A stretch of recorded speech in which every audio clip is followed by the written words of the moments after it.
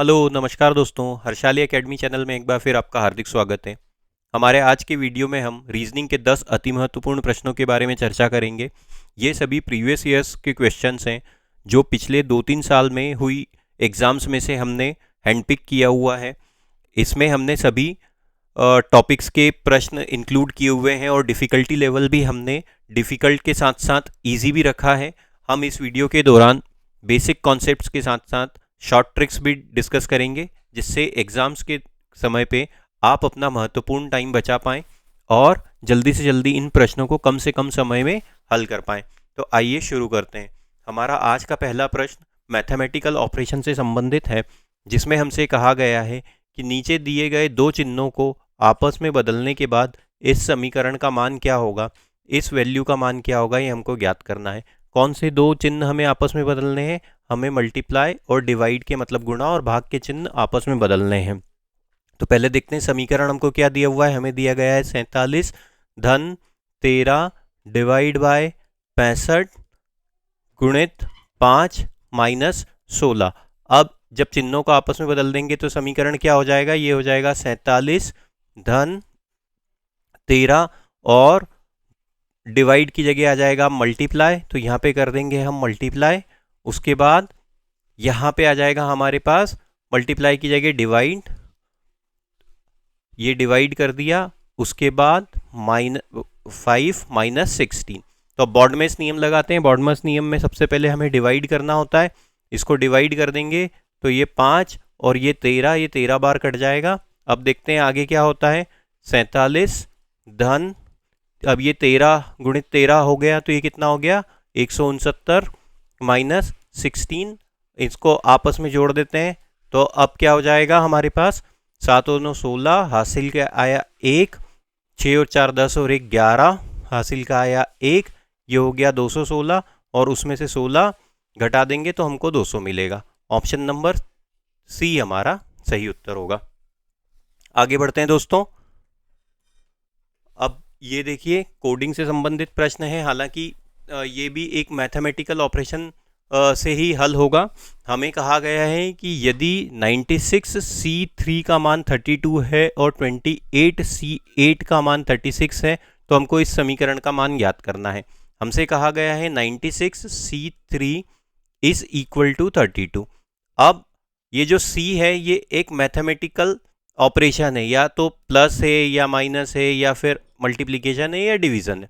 हमको ये ज्ञात करना है इन दोनों नंबर को देखकर, इन दोनों नंबर को एक्सप्लोर करके कि हम 32 कैसे ला सकते हैं। अब देखिए 96 दिया हुआ है हमें और इधर 3 दिया हुआ है, हमको लाना है 32।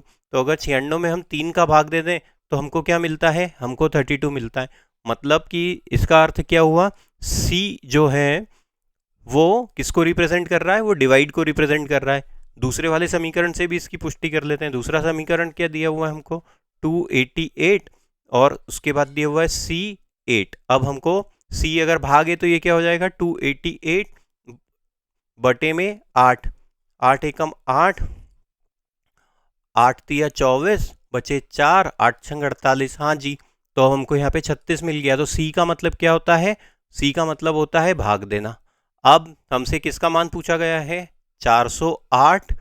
C6 का मान दिया गया है, तो हम पूछा गया है तो 408 C और बटे में 6 कर देंगे तो 6 कम 6, 6 6 36 बटे 4, 6 8 48, 68। ऑप्शन नंबर डी हमारा सही उत्तर हो जाएगा।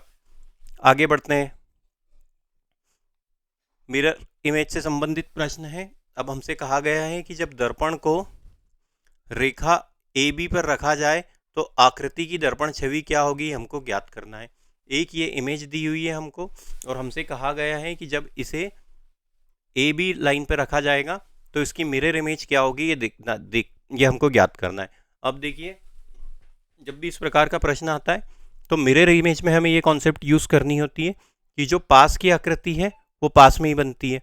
तो अब यहाँ पे ये जो ब्लैक साइन है वो इसी प्रकार यहाँ पे ये ब्लैक साइन बन जाएगा। अब उसके बाद क्या होगा?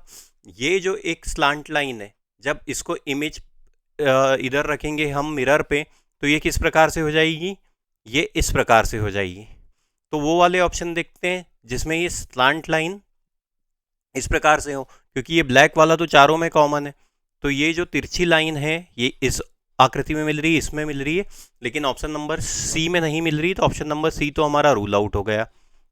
और ऑप्शन नंबर डी में भी हमको इस प्रकार की एक रेखा देखने को मिल रही है। अब उसके बाद देखिए, ये यहाँ पे जो लाइन है, ये आकृति किस प्रकार से बनेगी, अब ये इस प्रकार से बनेगी।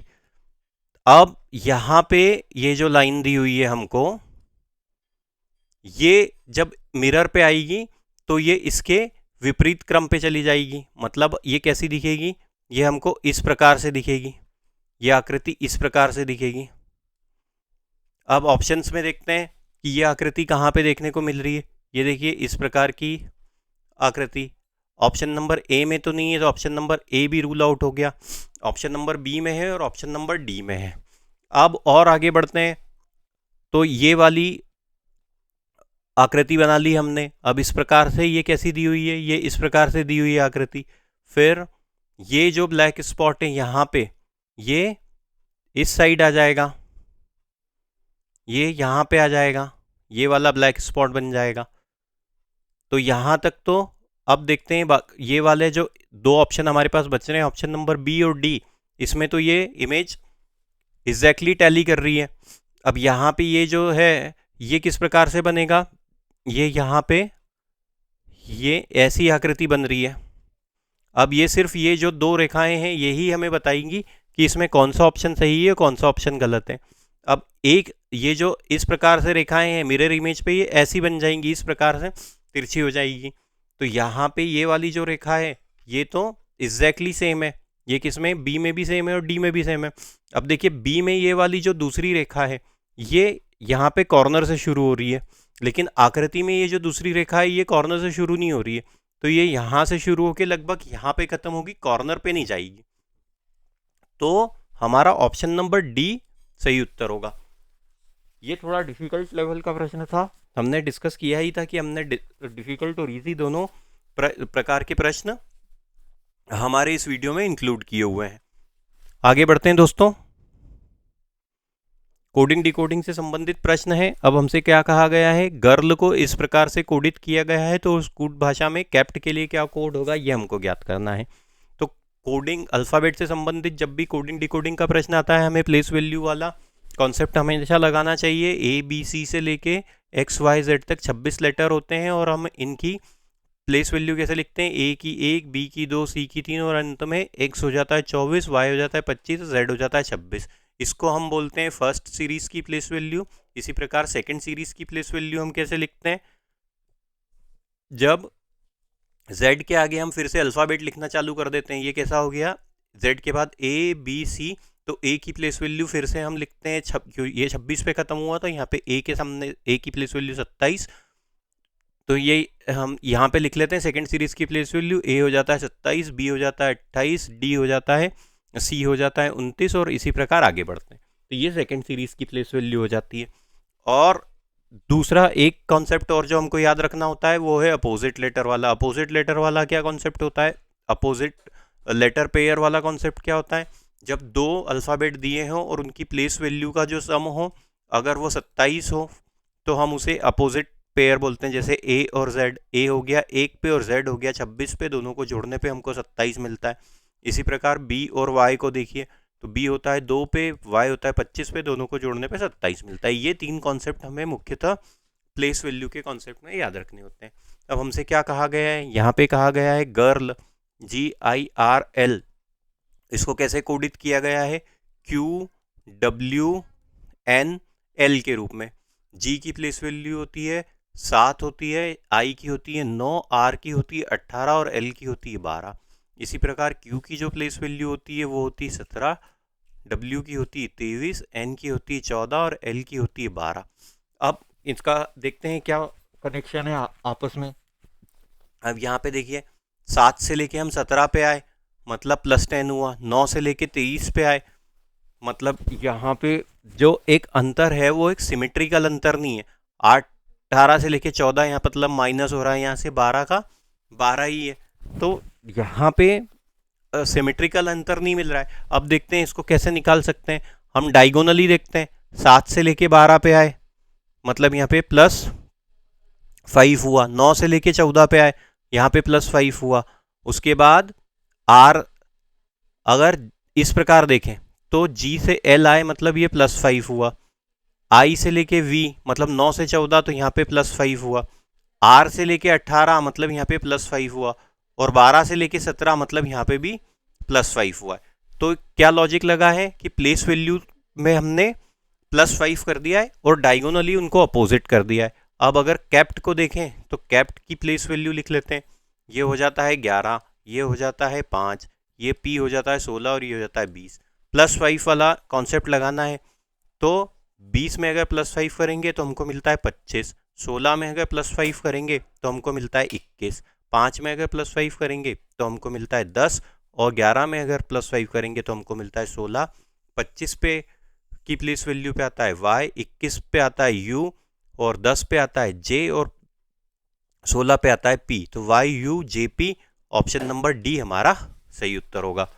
उम्मीद करते हैं दोस्तों ये वीडियो आपको पसंद आया होगा। आगे बढ़ते हैं। क्लासिफिकेशन से संबंधित प्रश्न है। हमसे क्या कहा गया है, नीचे दिए गए शब्दों में से 3 एक निश्चित तरीके से समान है, एक विकल्प भिन्न है, जो भिन्न नहीं है उसे हमें हमारे उत्तर के रूप में चुनना है। 4 शब्द दिए हुए हैं जो जिसमें से 3 एक समान है। पढ़ने पे ही हमको समझ में आ रहा है कि कौन से 3 समान है। बनाना, ग्रेप और एप्पल ये तीनों फल होते हैं और कॉलीफ्लावर ये एक सब्जी होती है। तो ये ऊपर के 3 सभी फल के प्रकार हैं और नीचे वाला जो शब्द है वो एक सब्जी का प्रकार है, इसलिए ऑप्शन नंबर डी हमारा सही उत्तर होगा। अब ये वेन डायग्राम से संबंधित प्रश्न है। अब हमसे क्या पूछा गया है प्रश्न में, how many red cars are there. इस आकृति को देख के बताना है कि रेड कार्स कितनी है। आकृति में जो सर्कल है वो ब्लैक कार्स को बता रहा है, जो ट्राइंगल है वो ब्लू कार्स को बता रहा है और जो ये एक रेक्टेंगल दिया हुआ है या स्क्वायर दिया हुआ है रेड कार को बता रहा है। तो इसके अंदर जितनी भी संख्याएं हैं उनको अगर हम जोड़ दें तो हमको रेड कार का टोटल पता चल जाएगा। तो 5 और 6 11, 11 और 8 19, 19 और 14 33, 33 हमारा सही ऑप्शन होगा, ऑप्शन नंबर डी। आगे बढ़ते हैं। सिलोजिज्म से संबंधित प्रश्न है। अब हमसे क्या कहा गया है यहाँ पे, ये देखिए, ये जो स्टेटमेंट है उन स्टेटमेंट्स को कंसीडर करना है और उसी के आधार पे कंक्लूजन्स में से हमको तय करना है कौन सा कंक्लूजन सही है और कौन सा सही नहीं है। हमसे क्या कहा गया है, all Z R D, all Z R D ये वाला स्टेटमेंट दिया है। इसका हम वेन डायग्राम ड्रॉ करने की कोशिश करते हैं। ऑल जेड आर डी जब भी इस प्रकार का दिया आता है तो हम क्या करते हैं, जो पहले ऑब्जेक्ट है उसके लिए हम एक छोटा सर्कल बनाते हैं। तो ये मान लेते हैं ये जेड का सर्कल हो गया और आर डी तो ये डी के अंदर है तो ये बड़ा वाला सर्कल हो गया, ऑल जेड आर डी। अब क्या कहा गया है, नो वाई इज जेड।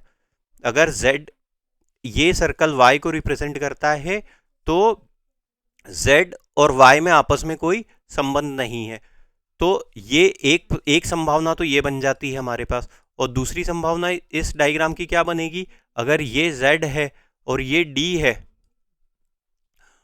तो y इसको यहां इस एरिया तक ओवरलैप भी कर सकता है, लेकिन y और z का आपस में कोई संबंध इसमें भी नहीं दिख रहा है। लेकिन d और y ओवरलैप भी कर सकते हैं और नहीं भी कर सकते हैं, ये 2 प्रोबेबिलिटी है। अब देखते हैं कि हम कंक्लूजन्स कौन कौन से सही हैं, हमको कैसे पता चलेगा। Some d are not y, some d are not y ये बिल्कुल सही है। देखिए अगर दूसरे वाले को देखें तो d इसमें d का कुछ हिस्सा y नहीं है। पहले वाले को देखें तो यहाँ पे भी d का कुछ हिस्सा y नहीं है। तो पहला वाला कंक्लूजन तो फॉलो कर रहा है। दूसरा देखते हैं, some z are not y, some z are not y, z और y का तो वैसे ही कोई कनेक्शन नहीं है तो ये भी z का यहाँ पे भी कोई कनेक्शन नहीं, यहाँ पे भी कोई कनेक्शन नहीं है तो ये वाला भी फॉलो कर रहा है। तीसरा सम d आर z, अब यहाँ इसमें देखिए सम d आर z, d के अंदर z है यहाँ पे भी और d के अंदर z है यहाँ पे भी, तो ये वाला भी फॉलो करेगा। तो तीनों कंक्लूजन हमारे सही हैं, तीनों निष्कर्ष इसका पालन कर रहे हैं, तो ऑप्शन नंबर 3 हमारा सही उत्तर होगा। आगे बढ़ते हैं दोस्तों। अब ये फिर नंबर एनालॉजी से संबंधित प्रश्न है। जब भी इस प्रकार के प्रश्न आते हैं तो हमको ये चीज़ ध्यान रखनी रहती है कि संख्याओं के बीच का अंतर क्या है, अब देखिए यहाँ पे 14 दिया हुआ है, यहाँ 210 दिया हुआ है, 16 दिया हुआ है, 272 दिया हुआ है। मतलब संख्याओं के बीच का अंतर काफ़ी ज़्यादा बड़ा है, संख्याएं एक दूसरे से काफ़ी ज़्यादा बड़े अंतर से बड़ी या छोटी हो रही है। तो जब भी ऐसा हो कि अंतर ज़्यादा बड़ा हो तो हमें हमारा उत्तर जो है प्लस या माइनस करने की बजाय स्क्वायर या क्यूब से या गुणा या भाग करने से मिलता है। अब इन दोनों के बीच में जो संबंध है 14 और 210 के बीच में, वो हमको देखना है। तो 14 और 210, अब हम जानते हैं कि 14 का जो वर्ग होता है, 14 का जो वर्ग होता है वो होता है 196। तो ये जो 210 है ये इस 196 के काफ़ी नज़दीक है। अब देखिए, अगर 196 में वापस 14 जोड़ दिया जाए तो हमको 210 मिलता है। मतलब यहाँ पे क्या हुआ कि अगर पहली संख्या x है तो दूसरी संख्या कैसे मिली हमको, x के वर्ग में वापस x जोड़ने पे। देखते हैं यही लॉजिक यहाँ लगा हुआ है क्या।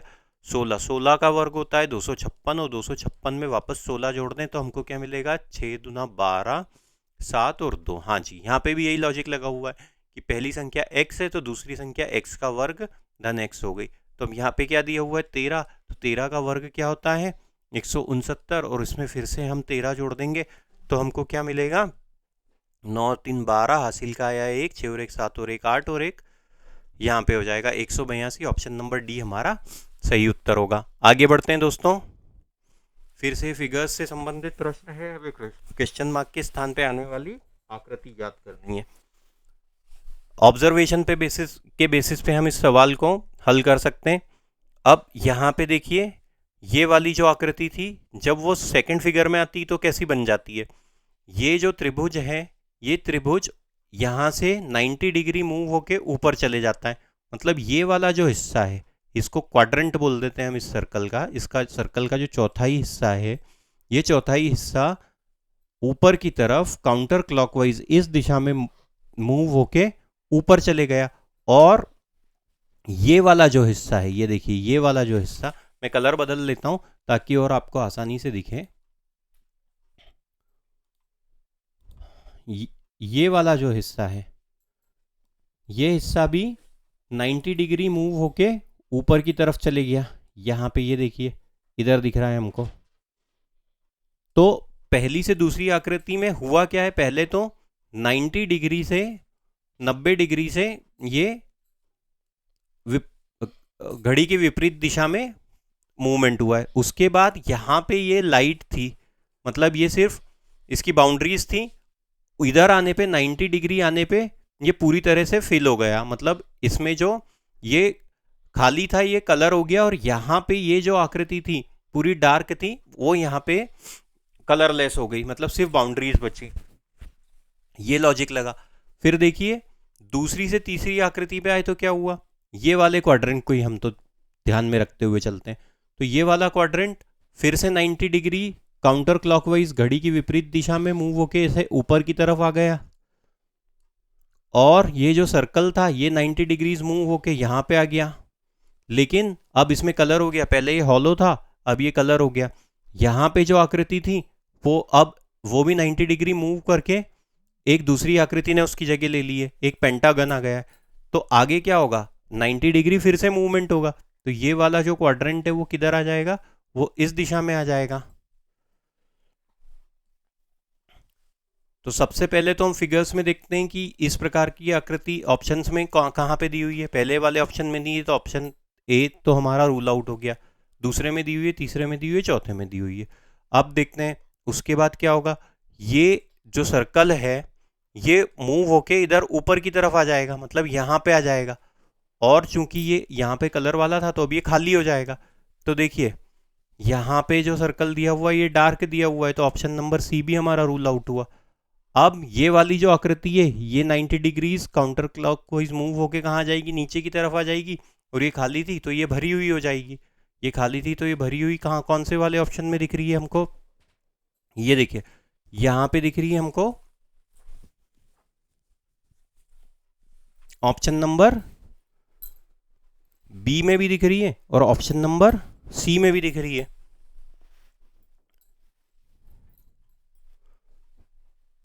अब उसके बाद देखते हैं, अगर मान लेते हैं ये यहाँ पे आ जाती है, ये आकृति यहाँ पे आ जाती है,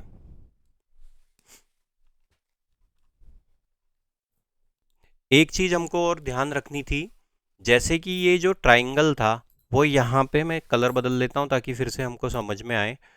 अब देखिए यहाँ पे ये जो ट्राइंगल है ये पहले ऐसा था, जब वो मूव होके आया तो वो कैसा मूव हुआ, ये इस प्रकार की आकृति बन गई। मतलब ये कितना मूव हुआ ट्राइंगल, ये ट्राइंगल भी आपस में 90 डिग्री मूव हुआ है। ये वाली पूरी जो रेखा है ये रेखा सामने आ गई। तो अब जो पेंटागन है वो कैसा दिया हुआ है हमको, यहाँ पे इस प्रकार से दिया हुआ है। तो जब ये 90 डिग्री मूव होगा, ये 90 डिग्री मूव होगा तो ये कोना इसका ऊपर की तरफ चले जाएगा। ये कोना ऊपर की तरफ किस ऑप्शन में दिख रहा है, ये ऑप्शन नंबर डी में दिख रहा है। ये इस प्रकार से कुछ एक आकृति बनेगी।